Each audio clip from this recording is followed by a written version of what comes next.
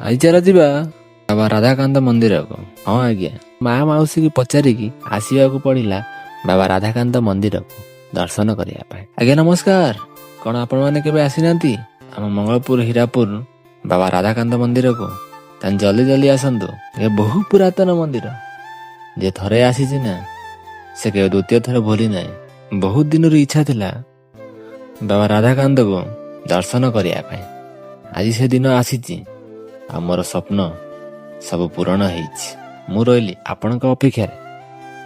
ଆପଣମାନେ ଦେଖନ୍ତୁ, ମୁଁ ଫାଇନାଲି ଆସିକି ପହଞ୍ଚି ଯାଇଛି ବାବା ରାଧାକାନ୍ତଙ୍କ ମନ୍ଦିର ପାଖରେ। ଏବେ ମନ୍ଦିରରେ ନନା ନାହାନ୍ତି।